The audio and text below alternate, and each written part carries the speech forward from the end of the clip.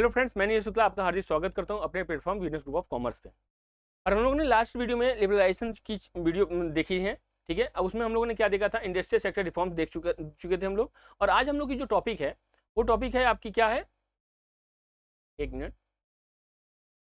देखिए, industrial sector reforms हम लोग देख चुके थे। आज हम लोग देखेंगे फाइनेंशियल सेक्टर रिफॉर्म्स, ठीक है, टैक्स रिफॉर्म्स, और उसके बाद फॉरेन एक्सचेंज रिफॉर्म्स, और उसके बाद trade and investment policy reforms के विषय में। ठीक है, आइए हम लोग स्टार्ट करते हैं। अगर आप लोग पिछली वीडियो नहीं देखें तो आप जाके उसको देख लीजिए ताकि आपको और चीजें क्लियर हो जाए। ठीक है, आइए, फाइनेंशियल सेक्टर रिफॉर्म्स का मतलब क्या होता है कि change in the role of RBI. अब देखिए, फाइनेंशियल सेक्टर में मतलब क्या होता है कि आप देखिए हमारे यहाँ क्या होता था कि आरबीआई एक तरीके से हमारे यहाँ वर्क करती थी।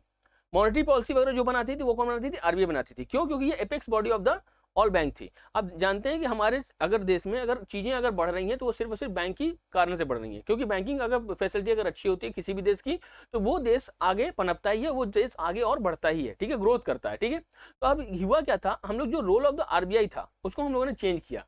अगर फाइनेंशियल सेक्टर में अगर हमें रिफॉर्म लाना था तो इंडियन गवर्नमेंट को एक बात और ध्यान देनी थी कि आरबीआई की जो रोल था उसको क्या करना चाहिए था, उसको और रिड्यूस करना चाहिए था। जैसे the role of the RBI was reduce from the regulator, वो रेगुलेट करता था चीजों को। मतलब कि अगर कोई भी अगर इंटरेस्ट का रेट वगैरह लगाना है, इंटरेस्ट कितना देना चाहिए, कितना लेना चाहिए, सब सारी बातों का जो कमर्शियल बैंक में जो बातें बोली जाती थी वो सिर्फ और सिर्फ आरबीआई के थ्रू बताई जाती थी। कि आरबीआई पहले से ही एक रेगुलेटर के तौर पे हर चीजों को पहले फिक्स कर देता था और उसी तरीके से लोगों को क्या करना पड़ता था, जैसे आरबीआई बोला उसी तरीके से उसको वर्क को आगे बढ़ाना पड़ता था। ठीक है, आइए, अब क्या होता था, मगर अब जो है आरबीआई का जो रोल था वो फैसिलिटेटर का था। अब रेगुलेटर से हट करके कैसा हो गया था, अब फैसिलिटेटर का हो गया था फाइनेंशियल सेक्टर में। ठीक है, आइए अब एक मिनट, ये दूसरा फाइल हम ओपन कर लें।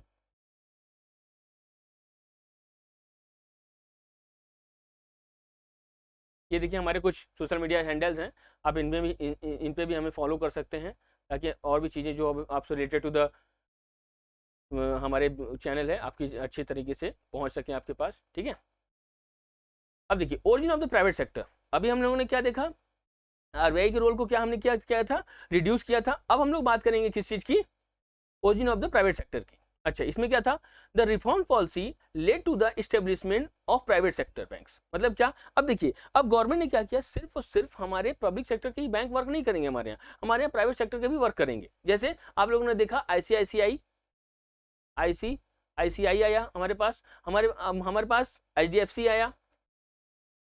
ठीक है, देख रहे ये सब सारी चीजें भी हमारे यहाँ वर्क करना स्टार्ट कर दी थी। फिर क्या बोला है, increase in limit of the foreign investment. अच्छा, अब क्या हुआ, जो फॉरेन इन्वेस्टमेंट जो लिमिट थी उसको भी इन लोगों ने क्या किया, इंक्रीज कर दिया। जैसे limit of the foreign investment in bank raise to the around 51%। अब क्या किया कि फॉरेन के लोग भी हमारे यहाँ बैंक में 51% का क्या कर सकते हैं, इन्वेस्टमेंट कर सकते हैं। उससे क्या होगा, उससे ये होगा कि हमारे यहाँ पैसे बहुत ज्यादा मात्रा में आ जाएंगे, रुपए हमारे पास बहुत ज्यादा मात्रा में हो जाएंगे, और हमारे यहाँ की जो देश की जो ग्रोथ है वो और ज्यादा बढ़िया तरीके से बढ़ेगी। ठीक है, फिर क्या, ease in the expansion process. अच्छा, एक्सपेंशन प्रोसेस में भी क्या हुआ, बहुत ज्यादा ही ईज, मतलब कि इजीनेस यहाँ पे दे दिया गया था। जैसे banks were given freedom to set up new branches without the approval of the RBI. अब हुआ क्या, पहले कोई भी अगर बैंक था उसको क्या करना था, अगर उसको ब्रांच डालना है तो पहले आरबीआई से बहुत ज्यादा रिस्ट्रिक्शन वगैरह दे, वहां पे बहुत सारी फाइलें देनी पड़ती थी, जिसके थ्रू क्या होता था कि आरबीआई जब वहां पे बोलती थी तब जाके ये लोग अपना वर्क कर पाते थे। मगर अब क्या हुआ कि आरबीआई ने इन लोगों को क्या किया, बोल दिया कि आप बिना मेरे परमिशन के भी आप अपना न्यू ब्रांचेस ओपन कर सकते हैं। ये सबसे बड़ा फाइनेंशियल रिफॉर्म्स था हमारे लिए। ठीक है, फिर आते हैं क्या था, टैक्स रिफॉर्म्स। टैक्स रिफॉर्म में क्या हुआ भाई, टैक्स रिफॉर्म, आप टैक्स का मतलब समझते हैं कि टैक्स अब हमारे जो गवर्नमेंट है उसकी सबसे ज्यादा इंपॉर्टेंस ये आपको देखने को मिलती है कि हमारी जो इकोनॉमी है वो तभी चलेगी जब हम लोग को अपने अच्छे तरीके से टैक्स को पेमेंट करेंगे। ठीक है, अब बोला है tax reforms refers to the reforms in the government's taxation and the public expenditure policies. ठीक है, मतलब पब्लिक एक्सपेंडिचर जो पॉलिसी है उससे रिलेटेड ये बातें यहाँ पे बता रही है। फिर बोल रहा है which are collectively known as the physical policy. आप जानते हैं जो गवर्नमेंट पॉलिसी बनाती है उसको कहते हैं हम लोग क्या चीज, फिजिकल पॉलिसी। और जो आरबीआई हम लोग की पॉलिसी बनाती है उसको हम लोग क्या कहते हैं, मॉनेटरी पॉलिसी। क्या कहते हैं, मॉनेटरी पॉलिसी कहते हैं। क्लियर है, तो अब बोला है फिजिकल पॉलिसी तभी बन पाएगा जब गवर्नमेंट के पास क्या होगा, पैसे वगैरह रहेंगे। और वो पैसे कहाँ से आएंगे, वो हम ही लोगों से आएंगे, जिसको क्या कहते हैं हम लोग, टैक्स के थ्रू। ठीक है, अब ये दो टाइप के होते हैं, एक होता है डायरेक्ट टैक्स और एक होता है इनडायरेक्ट टैक्स। ठीक है, डायरेक्ट टैक्स क्या होता है, डायरेक्ट टैक्स का मतलब होता है, देखिए जैसे ये है पिंटू, ठीक है। अब क्या हुआ है, जब इंसिडेंस और इंपैक्ट, क्या इंसिडेंस, ठीक है, और इंपैक्ट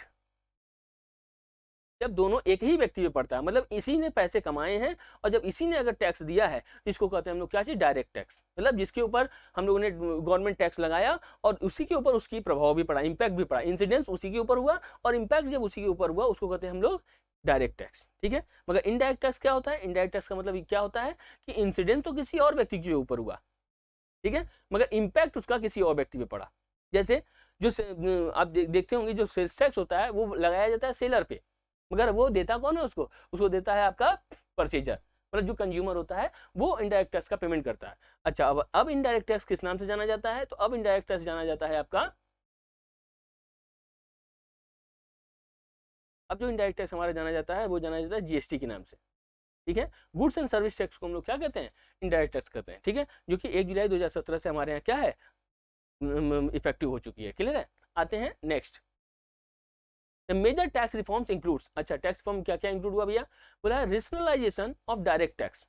डायरेक्ट टैक्स का क्या होगा, रेशनलाइजेशन हो गया, मतलब ये कि अकॉर्डिंग टू द पर्सन, जैसे प्रोग्रेसिव टैक्स पॉलिसी हमारे यहाँ आ गई, मतलब क्या, जो जितना ज्यादा पेमेंट करे, मनी अर्न करेगा वो हमको उतना ज्यादा टैक्स देगा। क्योंकि होता क्या था, अगर हम लोग फ्लैट रेट रखते, फ्लैट रेट अगर हमारे यहाँ रहता तो हमारे लिए बहुत ज्यादा प्रॉब्लम क्रिएट होता। मतलब क्या कि हम पूरा एकदम हर व्यक्ति से उतना ही टैक्स नहीं ले सकते, कोई व्यक्ति 10,000 कमा रहा है, कोई व्यक्ति 1 करोड़ रुपया कमा रहा है। अब अगर दोनों से अगर हम इक्वल टैक्स लेंगे तो जो नॉर्मल कमा रहा है उसको तो बहुत ज्यादा प्रॉब्लम हो जाएगी। अगर हमारी 30% हम ले लिए तो जो 10,000 रुपीज कमा रहा है उससे तो हम लोगों ने 3,000 रुपीज ले लिया, और जो 1 करोड़ रुपीज कमा रहा है उससे भी अगर हम 30% लिए तो उसके लिए तो सिर्फ 30 लाख रुपया गया, ठीक है। मगर यहाँ पे कितना चला गया, यहाँ पे 3,000 रुपीज चला गया। ये प्रॉब्लम थोड़ा सा देखने को मिली थी। अब देखिए ये टैक्स को देख रहे हैं, ये कितना अच्छे तरीके से सोच रहा है, क्योंकि होता क्या है, हम लोग सोचते हैं कि अगर हम काम कर रहे हैं तो इसके लिए तो मेरा हक है, गवर्नमेंट क्यों ले रही है इसको। मगर ध्यान दीजिएगा, अगर आप जब टैक्स देते हैं तो गवर्नमेंट उससे और चीजों आप सुविधाएं आपको देती है, ठीक है। जैसे मान लीजिए कि अगर आपको कहीं जाना है तो आप ऐसा तो नहीं कि आप खुद के लिए अपना रोड बना लेंगे, ठीक है। तो इसलिए क्या होता है कि रोड का ट्रांसपोर्टेशन हो गया, रोड हो गया, रेलवे हो गया, इलेक्ट्रिसिटी हो गई, इस सारी चीज़ों पे गवर्नमेंट हम लोगों को ध्यान देती है, ठीक है। वाटर वगैरह की चीज़ें हो गई, तो इससे क्या होता है कि हमारी जो जनरल लाइफ है वो और अच्छे तरीके से चलती है, ठीक है। फिर बोला reforms in the indirect tax.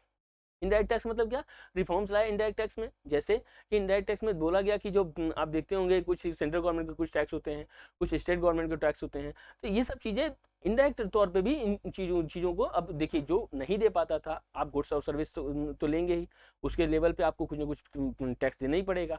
जैसे हम लोग कुछ अगर एक पार्ले जी का बिस्कुट भी खाते हैं, या फिर एक बोला जा सकता है कि अगर हम लोग कहीं पे किसी होटल वगैरह में या किसी रेस्टोरेंट वगैरह में जाके अगर हम अपनी सुविधाओं को लेते हैं, किसी बार्बर के यहाँ जाके अपने हेयर कटिंग करवाते हैं, तो इन सब चीज़ों पर भी हम लोग टैक्स देते थे, ठीक है। वो टैक्स क्या होता था, इनडायरेक्ट होता था, मतलब लगाया जाता था सेलर पे, और सेलर क्या करता था, कंज्यूमर से लेकर के गवर्नमेंट को दे देता था, और हम लोग को पता नहीं चलता है, ठीक है। अब तो जब से जीएसटी हमारे यहाँ आया है तब से तो हम लोग जानने भी लगे हैं कि हमने कितना टैक्स पेमेंट किया। पहले तो हम लोग को टैक्स पेमेंट का मतलब भी नहीं समझ में आता था कि हमने इसका कितना पेमेंट किया है, ठीक है।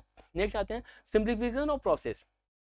टैक्स का प्रोसेस क्या हो गया, बहुत सिंप्लीफाइड हो गया, ठीक है। Foreign exchange reforms include the following term. अच्छा, सिंप्लीफिकेशन ऑफ प्रोसेस मतलब क्या, जो भी हमारे टैक्स प्रोसेस थे वो क्या हो गया, इतनी सिंप्लीफाई हो गए ताकि हर लोग समझ सकें और हर लोग अच्छे तरीके से टैक्स का पेमेंट कर सकें। अच्छा, अब आते हैं क्या चीज, फॉरेन एक्सचेंज के रिफॉर्म्स में, ठीक है।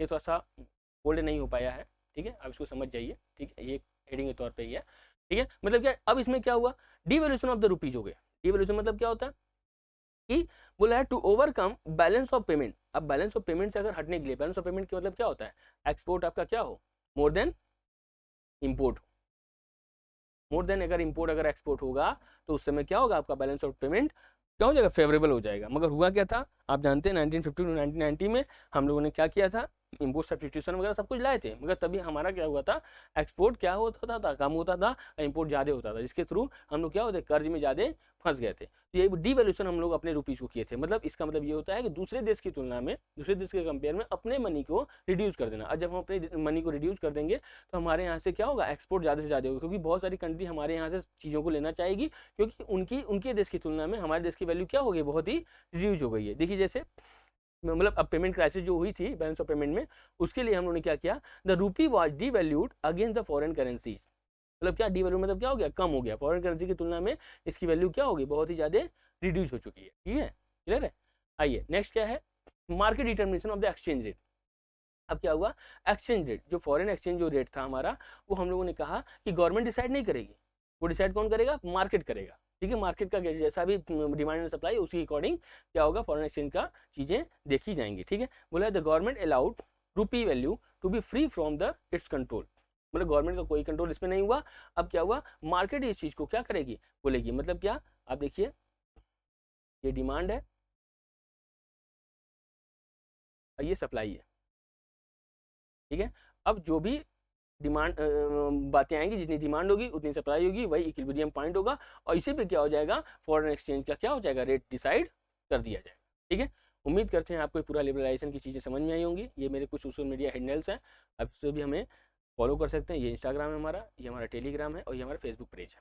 ठीक है, आप इसको भी हमसे, इस पर भी हमें आप फॉलो कर सकते हैं, ताकि आपको नेक्स्ट अच्छी से अच्छी चीज़ें मिल सकें, जो भी हमारे रिगार्डिंग जो भी अपडेट्स हों वो हमें आपको अच्छे तरीके से मिल सकें। और क्या हुआ, अगर आपको वीडियो पसंद आई हो तो आप उसको लाइक करें, अगर अपने दोस्तों को बहुत ज़्यादा पसंद आई है तो अभी अपने दोस्तों को भी इसको शेयर करें, ताकि उनको भी ये चीज़ें अच्छे तरीके से समझ में आए। और ध्यान दीजिएगा कि हमारे चैनल को आप सब्सक्राइब कर दीजिए, ताकि न्यू नोटिफिकेशन आपके पास जल्द से जल्द पहुँच जाए। ठीक है, मिलते हैं नेक्स्ट वीडियो में इसके आगे के प्रोसेस के साथ, तब तक के लिए धन्यवाद।